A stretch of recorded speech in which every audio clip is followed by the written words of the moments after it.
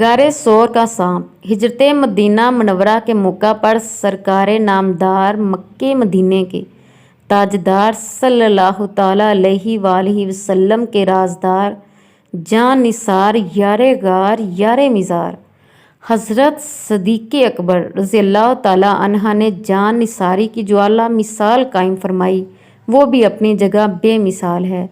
تھوڑے بہت الفاظ کے فرق کے ساتھ کتابوں میں اس مضمون کی روایات ملتی ہیں کہ سب حبیب حبیب بے چین دلوں کے طبیب صلی اللہ علیہ وآلہ وسلم غار ثور کے قریب پہنچے تو پہلے سیدنا صدیق اکبر رضی اللہ تعالیٰ عنہ غار ثور میں داخل ہوئے، صفائی کی، تمام سراہوں کو بند کیا، آخری 2 سراہ بند کرنے کے لیے کوئی چیز نہ ملی تو آپ رضی اللہ تعالیٰ عنہ نے اپنے پاؤں مبارک سے ان دونوں کو بند کیا۔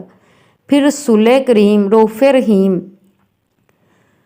افضل الصلاۃ والتسلیم سے تشریف آوری کی درخواست کی۔ رسول اللہ صلی اللہ علیہ وآلہ وسلم اندر تشریف لے گئے اور اپنے وفادار یار غار یار مزار صدیق اکبر رضی اللہ تعالیٰ عنہ کے زانوں مبارک پر سر انور رکھ دیا اور محور استراحت ہو گئے۔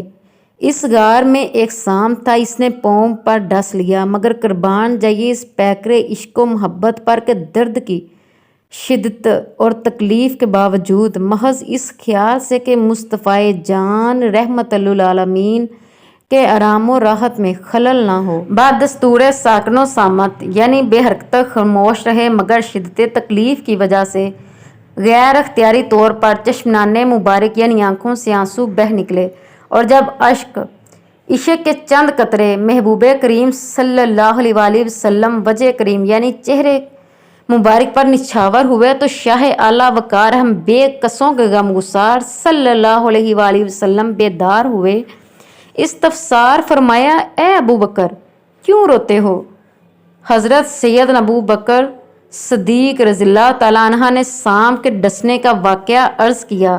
آپ صلی اللہ علیہ وسلم نے ڈسے ہوئے حصے پر اپنا لعاب دہن یعنی تھوک شریف لگایا تو فوراً آرام مل گیا۔ یہ ہے یاروں کے یار کا قصہ۔ Please like and subscribe this channel. Thanks for watching. جزاک اللہ۔ اللہ پاک آپ اور ہم سب کا